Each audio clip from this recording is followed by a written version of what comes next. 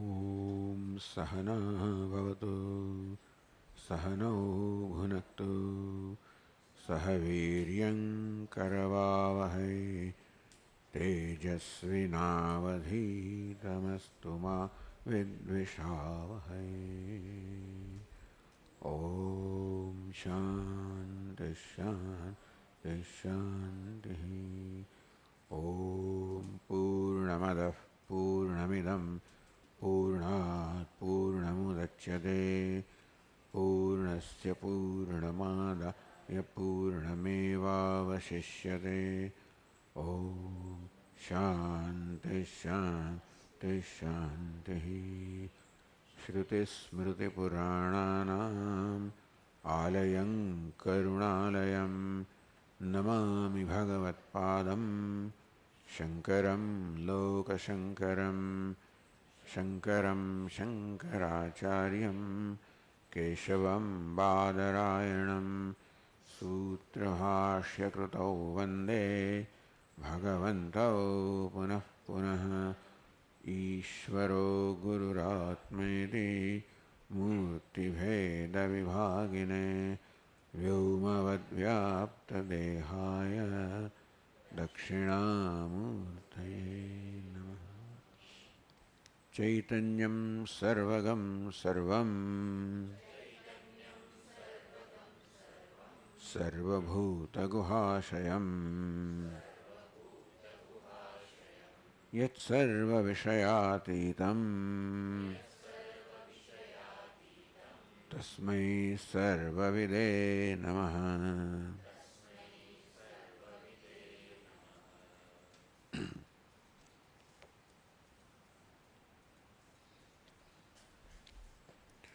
Atmanavat paronanya labha kaschana vidyate vidartha vedavadascha smartascha priyah kriyaha.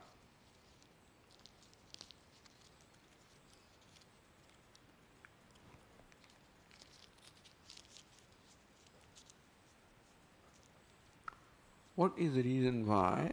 Somebody asked the author that in the previous verse you said that Brahma Vidya Vinishayam Vakshye. Now I'll state the Vinishayam, the ascertained meaning, conviction, knowledge of Brahman. For what reason you think that is being done? Atmalabhat parolanyah labha kaschana vidyate. Because by this knowledge, your Atma, your attainment of Atma, and there is no attainment greater than the attainment of the self. On what basis do you say that? Yadarthaha vedavadascha smartascha tuyah kriyaha. All the Vedas as well as the Smriti texts are all devoted to only revealing the nature of Atma. And even Karma Kanda also indirectly through Antakarana Shuddhi aims also at attainment of Atma. But there are other labha also in the life. There are other attainments also, gain also. I can get happiness from putra, from the progeny, from vitta, from the wealth. From all these material ends also I can gain happiness. So what is the specialty of Atma Labha? What's the specialty of the happiness you gain from the attainment of the self? Atma thopiyo labha sukhayeshto viparyaha. Labha that is gained for the self, not of the self, for the self. Like a son makes me give me happiness, and that is how it is for the self that I gain a son or wealth, etc. Sukha sometimes that turns out to be a means of happiness. Viparyaya, the very same thing which I look upon as a means of happiness can turn out to be a means of unhappiness. Meaning that There is no certainty about the labha, attainment of something other than Atma, whether it is sukha, whether it is for happiness or not. Atma labha parah proktaha nityatvat brahmavedvihi.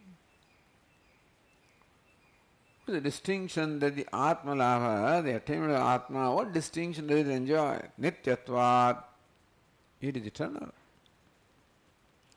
The Atma labha parah proktaha. Therefore, the attainment of the self is said to be the most exalted. Nityatvat, on account of Atma labha, on account of attainment of the self being eternal forever, Brahma Vedivihi, by the knowers of Brahma, knowers of Ishvara, knowers of Vedas, by them the Atma labha, the attainment of Atma is said to be the most exalted. Because Atma labha is nitya. What's the reason why Atma labha, attainment of Atma is nitya, eternal? On what reason do you say? Swam labdha svabhatvat labhastasya na chanyatah. Swam labdha svabhavat. Because Atma is swam labdha svabhava. Atma is of nature of that which is ever attained. That is the nature of Atma. Nasanyatah, the Atma labha, attainment of Atma does not depend upon the attainment of anything else. Nasya anyatah. It is not something else which is the cause of attainment of Atma. Atma is the cause or the means of attainment of Atma. What difference does it make? Whether the Atma labha, attainment of Atma, is independent or dependent upon something, anya pekshastayo labha. An attainment that depends upon something else, anya drishti samudbhava, that is samudbhava, that is born of anya drishti. Anatma drishti, it is from anatma, from something other than Atma.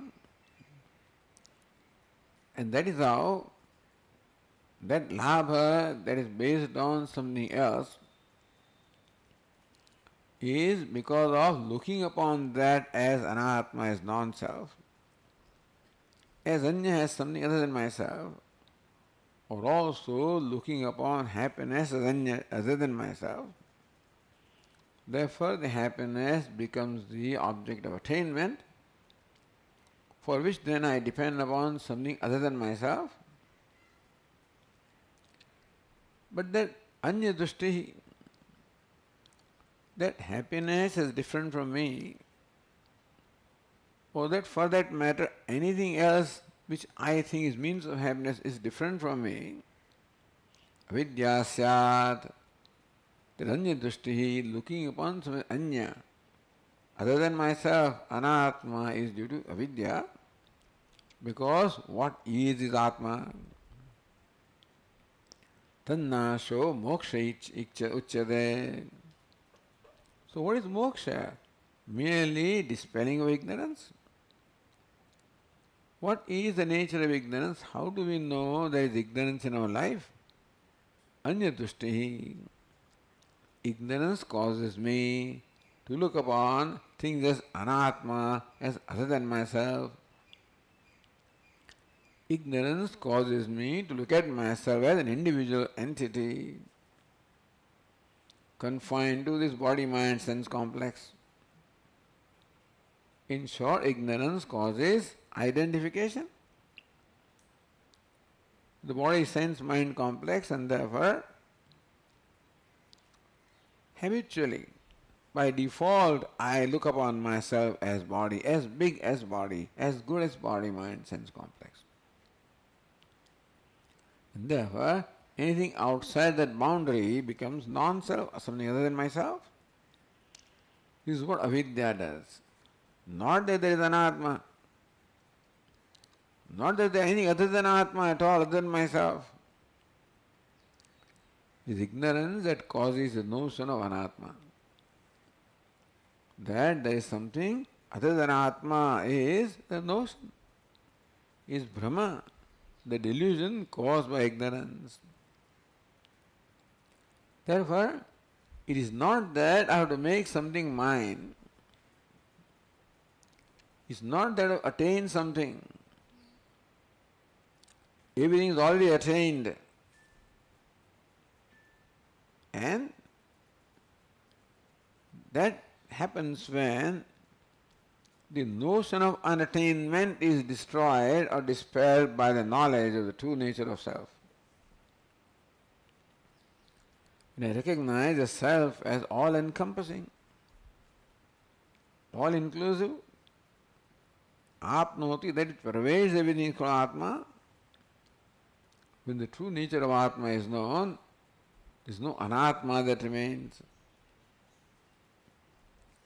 Thus, all that happens is the dispelling of the ignorance which causes the notion of anatma, something other than myself, or my being something other than something else.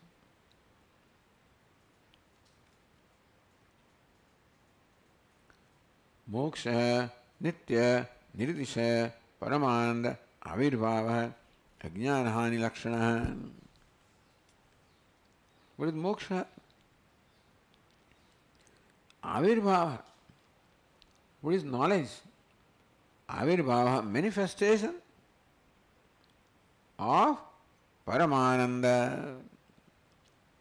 Manifestation of Paramananda, the limitless happiness. Nitya Niratishaya.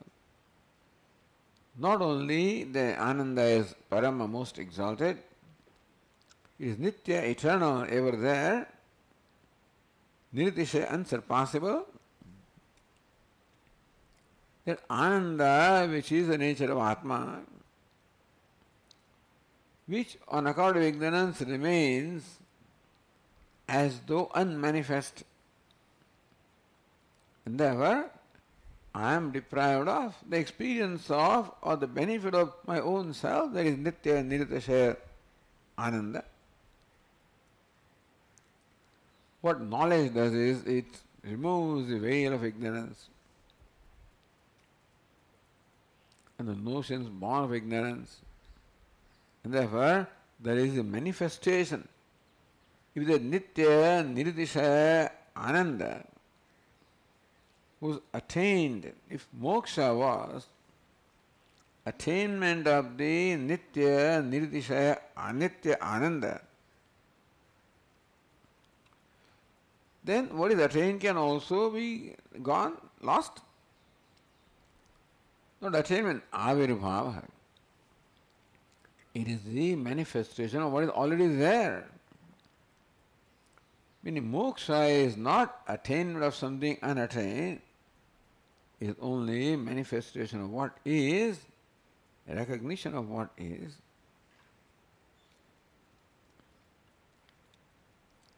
Prapti, what's the means of attainment of that ananda? Jnaneneva sobi syad. Sobi moksha jnaneneva syad. Moksha of the nature of the dispelling of ignorance just takes place by knowledge, by knowing what is. By knowing what I am. By knowing what is. Oh, that's all that is necessary. And that dispels the ignorance about myself. So, because bondage is caused by ignorance, therefore knowledge alone can eliminate bondage. You require a virodhi, you require pratiyogi, something opposed to ignorance. Just as light alone can dispel darkness, which is because light is opposed to darkness, so also knowledge alone can dispel ignorance. Jnane naiva syat, only by knowledge. So the evakara excludes something, na karmana, not by karma. So that clarity also is necessary. that there is moksha, jnanam or knowledge is only means of moksha. There is no means other than that. Karma cannot be, other means is karma, that cannot be the means of moksha or dispelling of ignorance. Tasya ajnana virodhitva abhavat, because karma is not opposed to ignorance, is product of ignorance. Tasmat sarvakarma parityagena atmajnanam sarvatha sampadaniyam. The point that is made by the author is, therefore, since karma cannot be the means of dispelling ignorance,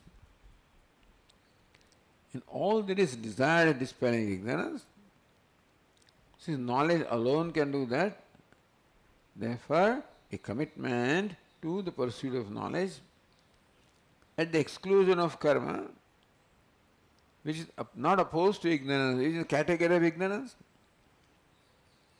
So you cannot retain karma, which is the residue of ignorance, and hope to attain moksha through that. Therefore, sarva karma sannyasa, sarva karma parityaga is important.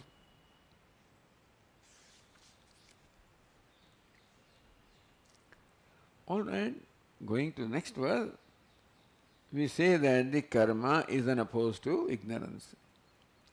Therefore, karma cannot dispel ignorance. Admit it. But karma itself is great, it can attain.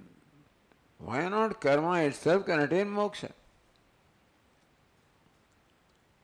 Te nitya purushartho bhavishyati.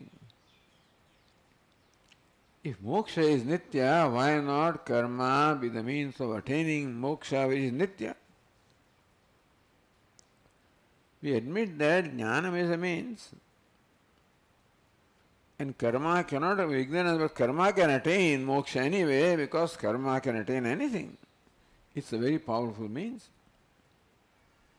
Ata kim jnanena. If therefore moksha can be attained by karma, then what is the need for knowledge? Says no, karma karyastu nitya syad avidya kama karana.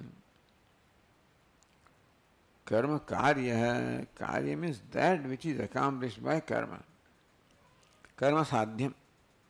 Whatever can be accomplished by karma, anityam, anitya syat, that is anitya, that is going to be only impermanent. Why this? Why do you say that whatever you attain by karma is impermanent? Avidya kama karana. Because that it is caused by avidya and kama. So karma is caused by kama, and kama is caused by avidya. So avidya, kama, karma, that's the sequence. Therefore, karma is the product of avidya and kama. That being the case, it cannot be permanent, it cannot attain something that is eternal. Karma sadhyam phalam anityam, jnana sadhyam nityamidi. What attained by karma is impermanent. What attained by knowledge, knowledge just reveals what is permanent. On what basis do you say that whatever is attained by karma is impermanent? Tadyatha iha karma jito lokah kshiyate evame amutra punya jito lokah kshiyate. Chandogyopanishad itself says,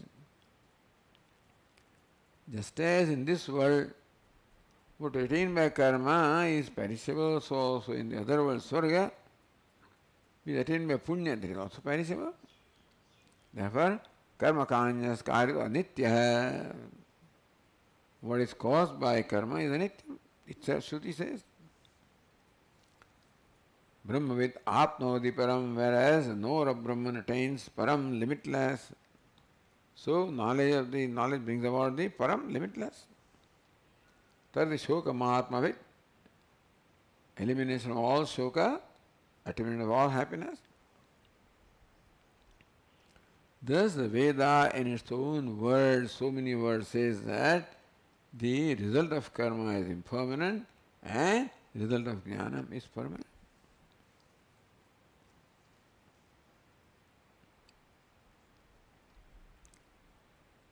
Jnana sadhyam nityam moksha viratra jnanasya vivekasya adhigame pramanam vidvadbhi smrutam.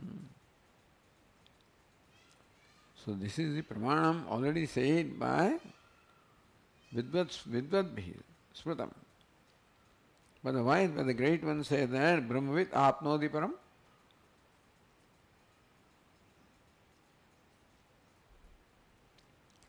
Meaning that Veda itself says in so many words that what is attained by karma is impermanent and what is attained by jnanam is permanent. Further, kincha vedasya sarvasya adhyana vedi upaditattvat. See, the entire Veda is covered by the vidhi.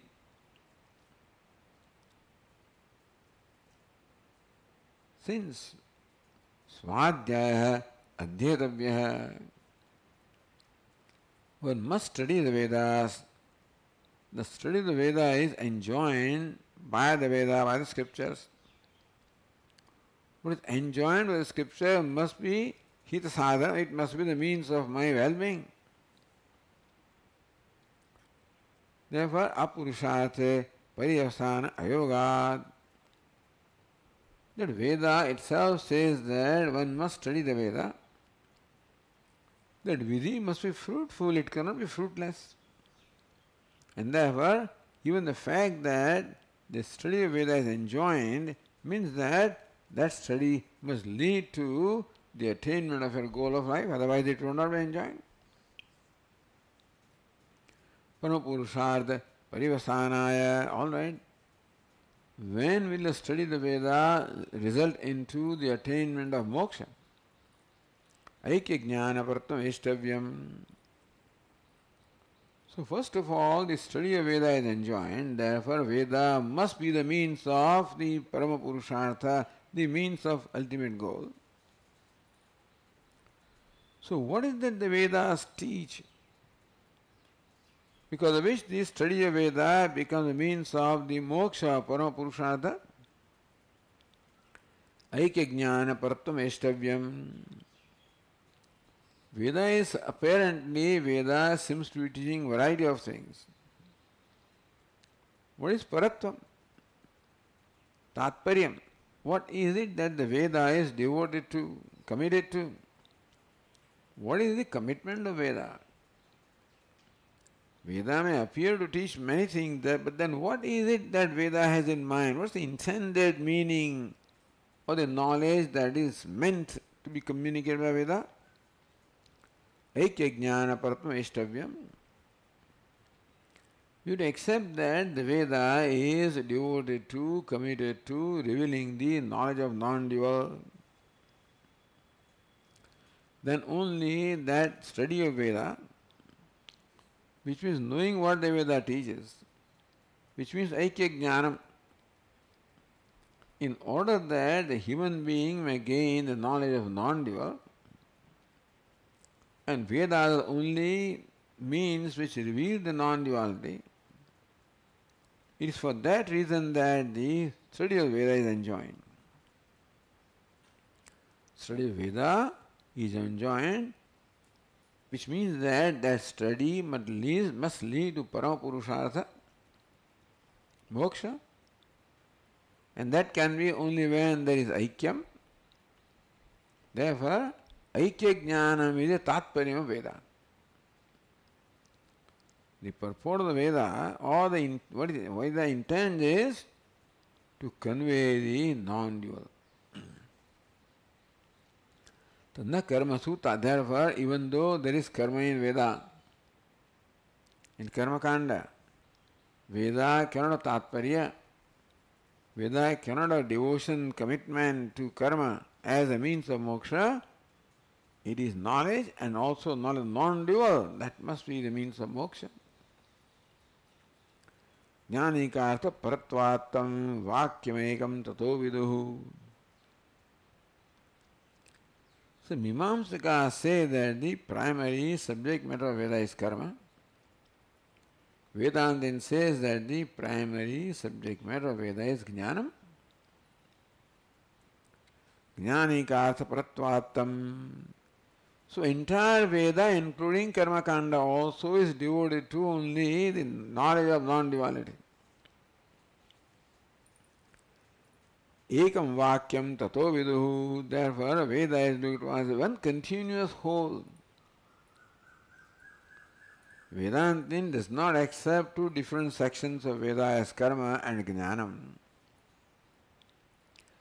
Meaning that karma conveys something else and jnanam conveys something else. That karma conveys swarga and jnanam conveys moksha, etc. That is not what Vedantin says. Karma Kanda also is devoted to the knowledge of non-dual.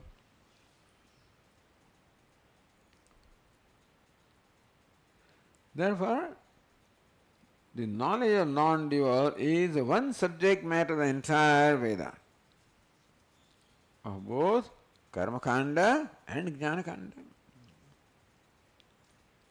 Jnanikartha paratvattam vakyamekam tato viduhu. Therefore,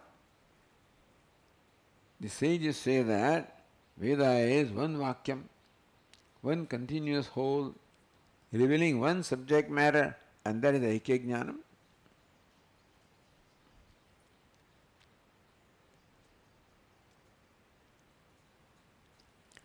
Ekatvam hi atmanojneyam. When you say that Veda is one integrated whole, what is it that Veda reveals? Atmaikatvam. It is the oneness or non-duality of Atma. Ekatvam hi atmanojneyam. So if Veda is committed to knowledge, what is the nature of that knowledge? Atma ekatvam. The oneness, non-duality of Atma. Therefore, even when you study the Vedas, keep this in mind. The study of Veda is enjoined. You should keep in mind what you are studying and why you are studying. What you are studying is that Veda is one undivided text, one continuous text, not two different chapters or two prakranas. And then also is Atmaikyam, the non-duality of Atma, that alone is subject matter of the Vedas. Ekatvam hi atmano jneyam, therefore it is the non-dual Atma that is jneyam, that is to be known through Vedas. Hi avadharanartha, only Atmaikyam is to be known. Sakadya avidya vakyartha pratipattitah, by the knowledge of Vakya, Mahavakya. So therefore by Vakya or Mahavakya, what is intended? There are two kinds of Vakyas in Veda also. The Avantara Vakya and the Mahavakya. So those Vakyas that reveal either Brahman or Atma are called Avantara Vakya. Satyam Jnanavantam Brahma reveals the nature of Brahma, therefore it contributes to the understanding of Mahavakya Aham Brahmasmi or Tattvamasi. So that Vakya is called also Avantara Vakya. And Tattvamasi, and these are the Mahavakyas. So Vakyartha Pratipattitah. By the knowledge of the Mahavakya, it is the oneness of Atma that is to be known. And karma also becomes the indirect means of the knowledge of Atma through Antakarana Shuddhi. Now becomes more and more technical. You say Atma is Brahma, Aikyam, Tattvamasi, Tat means Brahma, Tvam is Atma, that Mahavakya reveals the identity of Atma and Brahma. How can it be? How come Atma and Brahma, how can they be one? then why do you use two words? If Atma is Brahma and Brahma is Atma, then why do you use two words, Atma and Brahma? The fact that two words are used means that there must be two meanings. Therefore, it is not right or tenable. Your conclusion that the Vedas reveal the non-duality of Atma doesn't seem to be tenable, logical, because Vedas says Atma is Brahma. How can Atma be Brahma? Because Atma, the meaning of the word Atma is not Brahma. Atma is I. Meaning of the word Brahma is Jagat Karanam, cause of creation. So they are two different things. How can therefore both of them be one? The aparyaya shabdavachatvena, they are not synonyms. But Atma and Brahma are not synonyms. Then, so he says, well, now we are talking about the duality. That Jagat is different, I am different, you are different, one is different, other is different. This duality is what we experience, do we? Vachya bheda tad bheda kalpyo vachyo vitashrute. You say there is this ghata and there is this pata. Ghata is a different entity, pata, cloth is a different entity. Because if they are one, then why should you use two words, ghata and pata? Therefore, ghata is one, pata is another. So when we use different words, they have to mean different things, like ghata pata. So also, when two words are used, Atma and Brahma, they have to mean different things. Just as ghata and pata are not synonyms, so Atma and Brahma are not synonyms. So question is, on what basis do you say that ghata is different from pata? It is different. How? First of all, you use two different words, ghata and pata. Therefore, you take for granted that ghata must mean one thing, pata means another thing. Then look at these two entities, they are two, therefore they must have different words. So two words mean two different things. Two different things mean two words, but then you first of all presuppose that ghata is one and pata is another, and then you say they are different. And then you say the meaning of the word ghata pata is different, therefore they are different. So whether the meaning is different because words are different, or words are different because meaning is different. First of all, you presuppose that the meanings are different, therefore you use two words. And because you use two words, therefore you believe that they must mean different things, the things must be also different. The thing called ghata, a thing called pata are different because you are using two words, ghata and pata. And you use two words, ghata pata, because you presume that entities ghata pata are different. So two entities are different because two words are used, and two words are different because two entities are. You first of all assume two entities, there were two words, and two words, there were two entities. This is by default. By default, we presuppose that a word has a meaning, and the two words must have two meanings, therefore each word must have a separate entity. And because entities are separate, therefore the words are separate.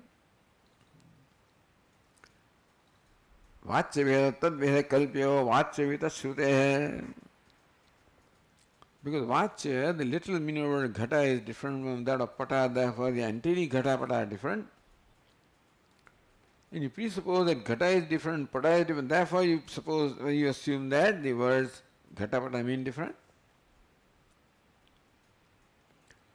But if you take ghata by itself, without taking pata into account, would you then say that ghata is different from something else? Unless that, when you use different words, then you presuppose that entities are different. And you use different words because you already suppose entities are different. So already presupposition is there that things are different, therefore words are different, or words are different, therefore things are different. Otherwise, it is the different words that create in you the notion that things are different. Your conclusion that things are different, therefore you think words mean different. That's called the anyonya ashaya. That ghata and pata are two entities is based on the assumption that the word ghata means different from what word ghata means. And the word ghata and pata are true because we believe that what entity ghata is different from the entity that pata is. So one conclusion depends upon this belief and that conclusion depends on this belief. Therefore, this anyonyasha. Swarupatah. What is Swarupa of ghata? What is Swarupa of pata? Not name of ghata, not name of pata. Swarupa of ghata, Swarupa of pata, what is that? Asti, bhati, priyam. And therefore, Swarupatah bheda kalpanaya pramana abhavat. It's a matter of how you look at the things. You decide to look upon this as an earring, then it is different from a bangle. You look upon this from the standpoint of gold, and this also from the standpoint of gold, then it's not different. So that earring is different from the bangle is based on how you look at it. Swarupada. If you look at the essential nature, then you cannot establish the duality between the two.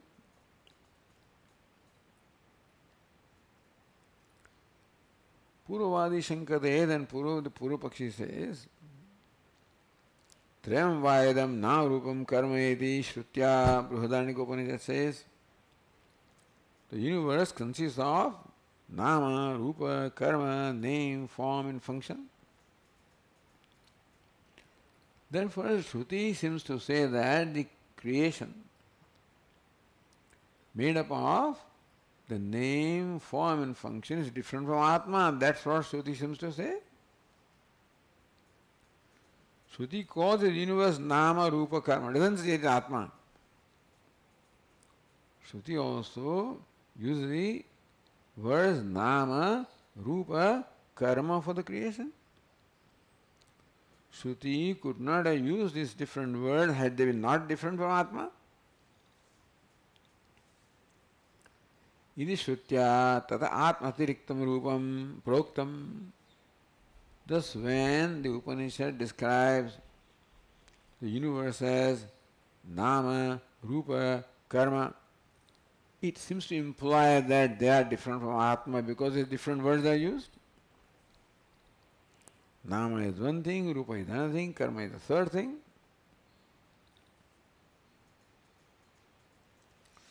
The reply to this objection is given in the next verse. Asadetatrayam tasmat anyonyena kalpidam. His nama, that this has a nama, is based on assumption that it is a rupa. That this as a rupa is based on assumption that it is a nama. And it is nama rupa established that it is a function, karma. So the notion of name depends upon, presupposes the notion of rupa. The notion of rupa presupposes the notion of nama. And notion of karma presupposes the notion of nama rupa. Without the reference to rupa, you could not have arrived at the notion or concept of nama. The concept of nama depends upon the concept of rupa. Concept of rupa depends upon the concept of nama. And concept of karma depends upon the concept of nama rupa. If you didn't have that concept, Anyonye kalpitam, each one is only projected by the other. The idea of the rupa is projected by the word nama, idea of nama is projected by rupa, idea of karma is projected by nama rupa. Anyonya sapeksha siddhikam. You cannot arrive at the concept of nama without taking into account the concept of rupa. You cannot arrive at the concept or understanding of rupa without that of nama, and karma without that of nama rupa. Even though Shruti says nama rupa, trayam vaidam nama rupa karma, it is only giving some kind of a reality to what you think it is. Yatha kathandi loka siddho mithya veda shruti anudyate. When Shruti says trayam vaidam nama rupa karma, Shruti doesn't mean, Shruti says that's what people think. So this Veda, that duality is presupposed by people. People have already by default, they believe that nama is one, rupa is that, different, karma is different. Accepting that duality that people accept, Shruti says nama rupa karma. But Tatparya is not in saying nama rupa karma are different. It's just anuvada, reiteration of what people think it is.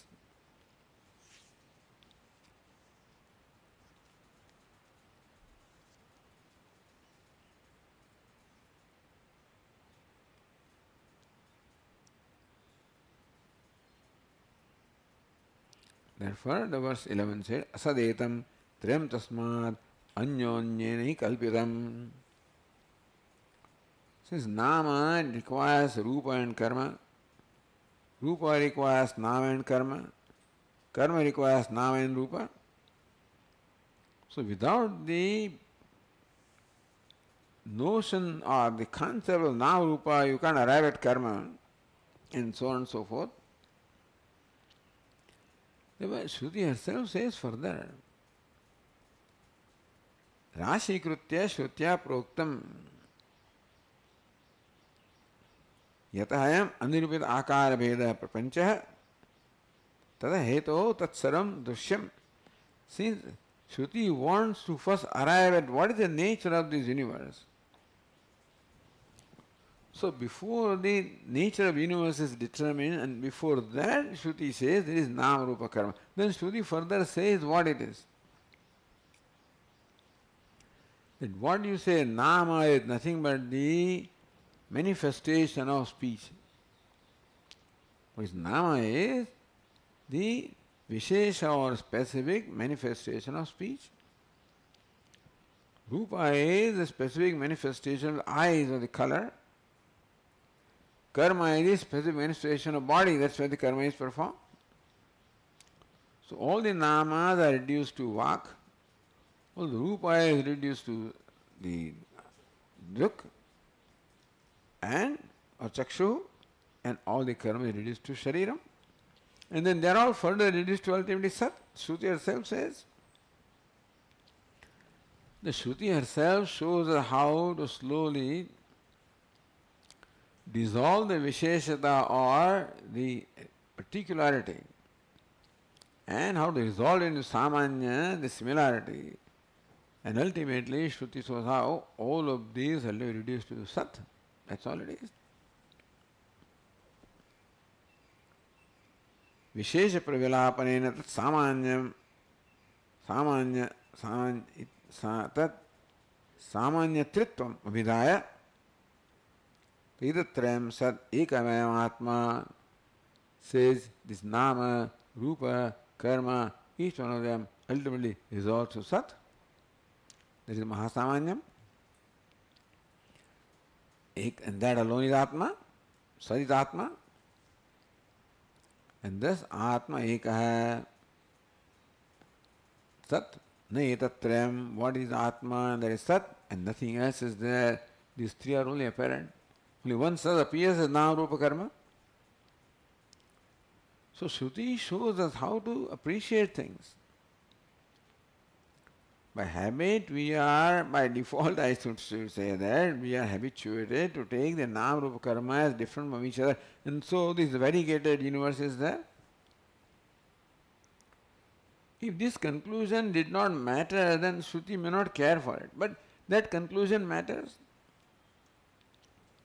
This Nam Rupa Karmatmaka Jagat is different from me, I am different from that, Nama is different. So all these differences are presupposed. And this conclusion is what in fact determines, as we said yesterday, my life. That determines what the reality is, in my opinion. Therefore, what should be done, what should be the goal, what should be values, all is determined by this perception. I am born with a perception. If taking Nama, Rupa, Karma as different from each other and Karma different from me, therefore, until I have understood what they really are, Shruti says Nama Rupa Karma, that is Jagat, and then helps me to recognize what is Nama, nothing but the speech, words. Rupa is nothing but eyes or color. Karma is nothing but body or sense organs. And then further helps me reduce to all Sat, and that is Atma. So Tatparya Shruti is not in stating the duality of Nama Rupa Karma.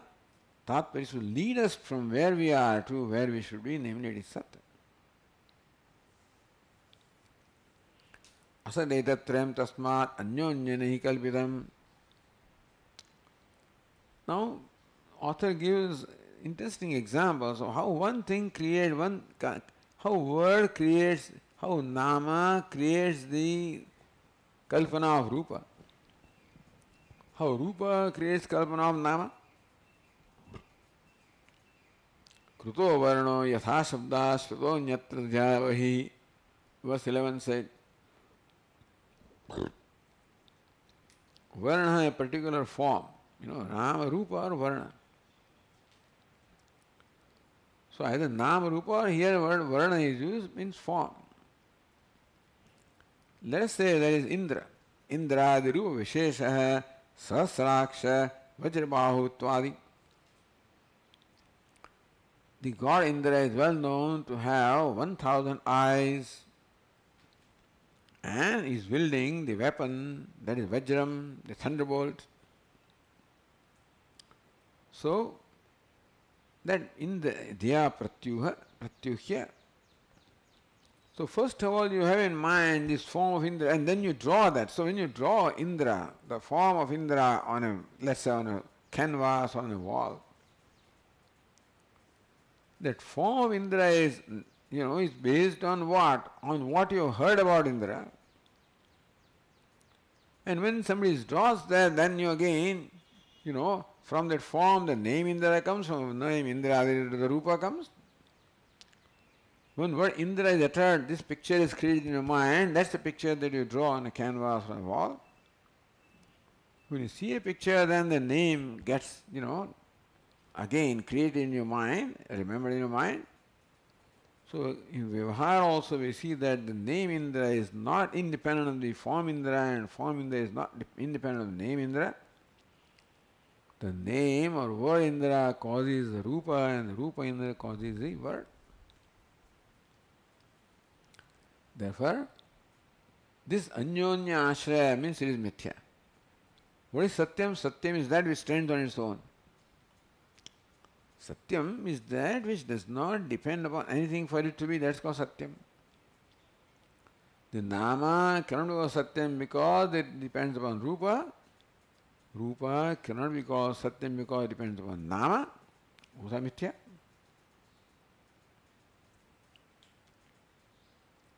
Drustam chavi yatha rupam buddhe shabdaya kalpate evam etat jagat saram bhranti buddhi vikalpitam. In this manner, the entire jagat is only bhranti buddhya kalpitam. The whole universe is projected by buddhi, which is bhranta, which is deluded. No, vasud asti. This is something very profound. What the teacher says is extremely profound. Because we confront a universe which is tangible. How can you say it is not there or it is a mithya? All tangible world.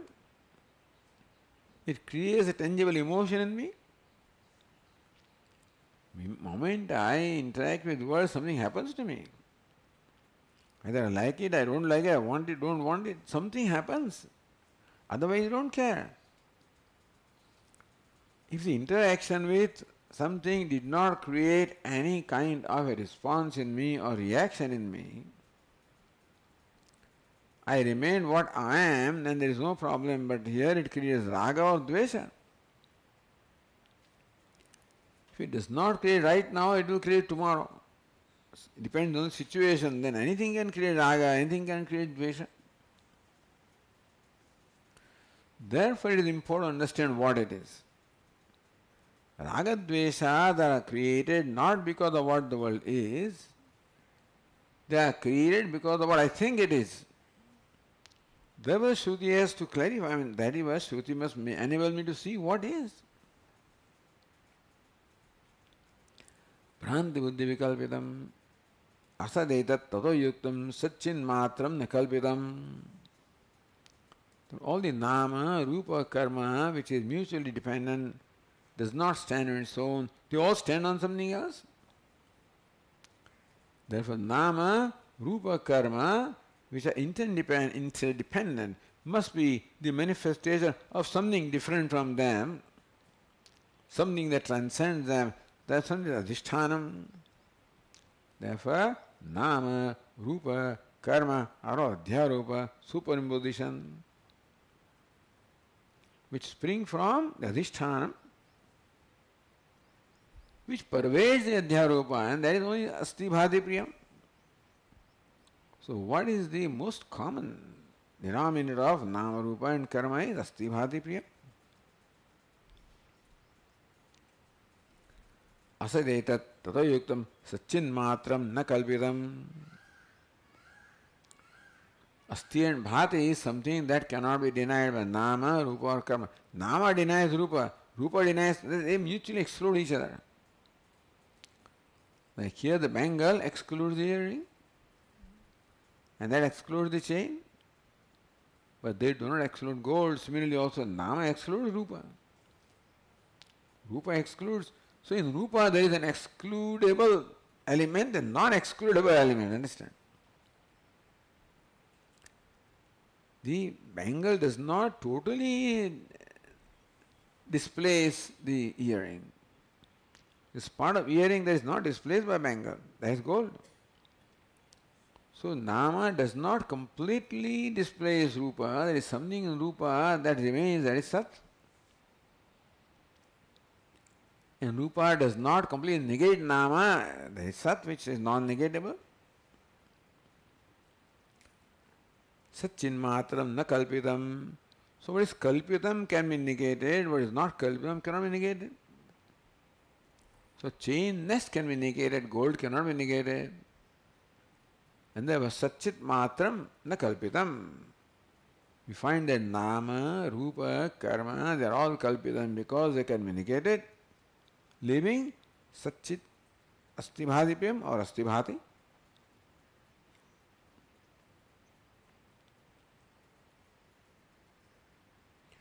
Satchin matram pratyak tattvam na kalpitam. The chit is very important. Chit means atma. Chit means consciousness, and it's very clear I am a conscious being, that is very clear. That I am and that I am a conscious being is very clear. So Sat and Chit are inseparable. I am inseparable from Sat and Chit. It is akalpitam, pratyak tattvam na kalpitam, sarasakshitvat tasya sarakalpanayaha prageva siddhatvat. Because Satchit has to be there for nama, rupa, karma to be there. The gold has to be there for either bangle or earring to be there. So also for nama to be there, this existence has to be there before nama can be there, rupa can be there, karma can be there. And that Sat also is self-revealing Chit. That Sat is not inert or lifeless, it is self-revealing. So the existence of Sat and Chit is presupposed for the emergence of Nama Rupa. So Nama Rupa, karma is all Kalpana, but Kalpana presupposes the adhishthanam, substratum of Satchit. So there is not Kalpitam, there is Satyam. Now one very bold statement is made. Vedacharya Acharyade Atma Tattva Pratipatti Hedutvad Akalpitam Astiti. You say that the Jagat consisting of Nama, Rupa, Karma is Asat, Mithya. But what are Veda and Acharya? Now, this is an emotional point. Veda is the Pramanam.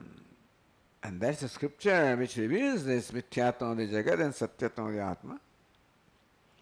And Acharya is the one which makes me see the meaning of the word, meaning of Vedas. Therefore, Veda and Acharya are the means of my attainment of Atma Tattva. You can't say they are Mithya, they are also Kalpitam. Because how can Kalpitam give me knowledge of Satyam? This all kind of question is asked. If Veda and Acharya are part of Jagat, Nama, Rupa, Karma, because they should, Nama, Rupa, Karma should include also Veda and Acharya. Then if Veda and Acharya also are Kalpita, how can they create the knowledge of Satyam? Satchit. Therefore, Veda and Acharya must be Satya also because they create the knowledge of Satyam. But they don't. All that Veda and Acharya does is only removes ignorance. Vedas also do not give or create the knowledge of Satyam. Because Satyam is self-effulgent. Not only my very self, that is important, not only self, but my very self. And they're always known. Satyam is always known. Satchit is always known. But what is happening is, along with Satchit, I also add the body and sense organs and mind. So I do say that I am Sat. That I know it because I know it's self-effulgent. But then I do not stop at I am. Or I know, I always add something. I am tall, I am short, I am good, I am bad, I am happy. So this is what is happening. So I am is always known to us. You cannot but know I am because that's your own self, self-effulgent. Meaning that the Veda and Acharya also does not create I am or create knowledge that I am. They have to enable me to see that the Sukhi Dukhi has to be removed. That is all Mithya, is superimposition. So Sukhi Aham, Dukhi Aham, when I say, there is some truth in there also and there is some superimposition also. Sukhi Aham, I am happy that I am is the truth. Happy, unhappy, all of this superimposed upon I am. That's what Vedacharya make me see. Shrutyacharya, what they make me see is this. Make me recognize nature of ignorance so that it is dispelled. Vedas also do not produce I, nor do they produce the experience of I am is there. But animals may see that this Purusha, Stri, Sukhi, Dukhi is all Mithya, helps me to eliminate them and negate them. So that way it is not that Veda and Acharya create knowledge of Satyam. They in fact dispel the ignorance.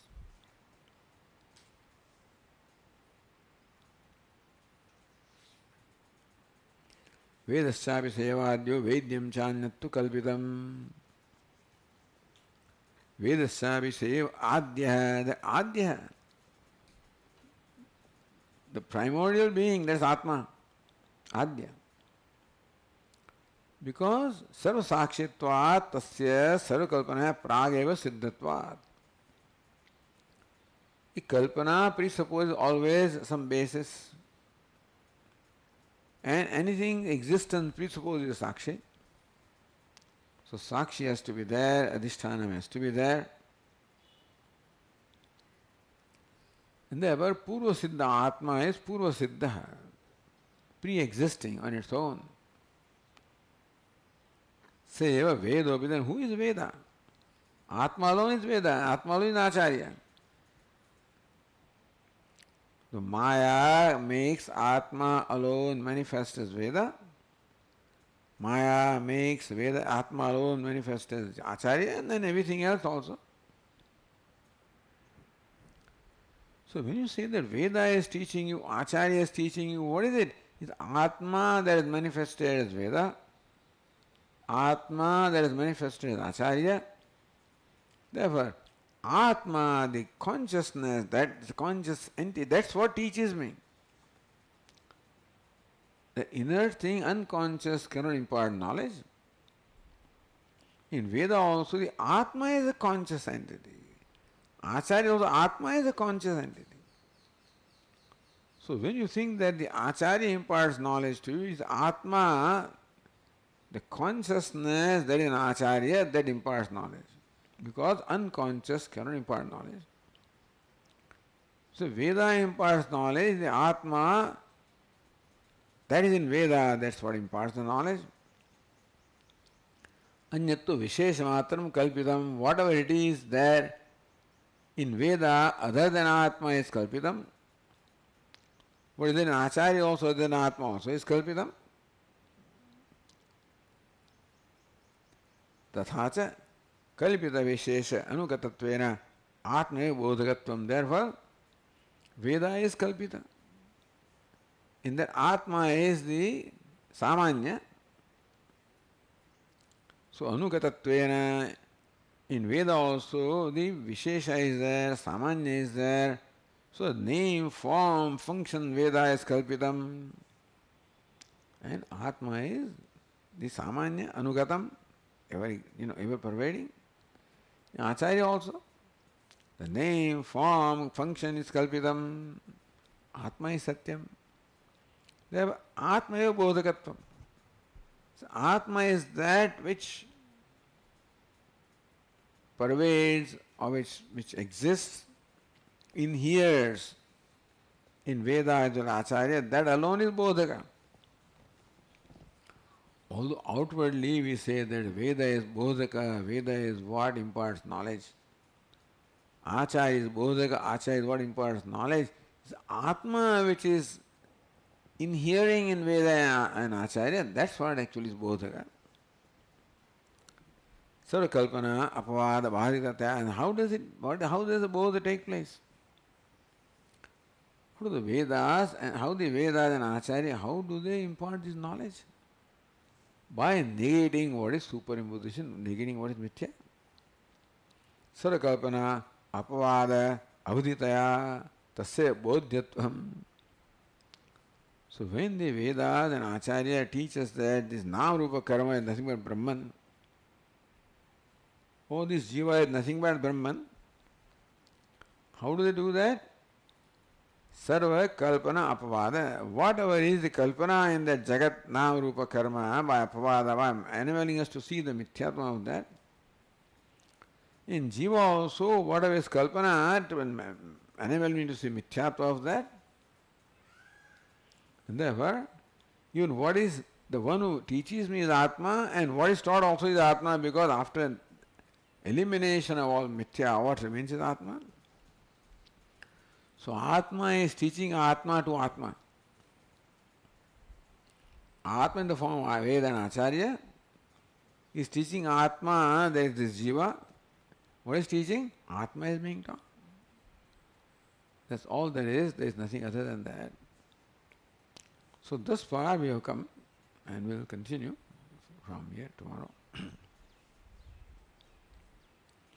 Om Purnamadah Purnamidam Purnat Purnamudachyate पूर्णमेवावशिष्यते पूर्णस्य पूर्णमादाय पूर्णमेवावशिष्यते ॐ शान्ति शान्ति शान्तिः शङ्करं शङ्कराचार्यं केशवं बादरायणं सूत्रभाष्यकृतौ वन्दे भगवन्तौ पुनः पुनः ईश्वरो गुरुरात्मेति मूर्तिभेदविभागिने व्योमवद्व्याप्तदेहाय दक्षिणामूर्तये नमः ॐ शान्ति शान्ति शान्तिः हरि ॐ श्रीगुरुभ्यो नमः हरि ॐ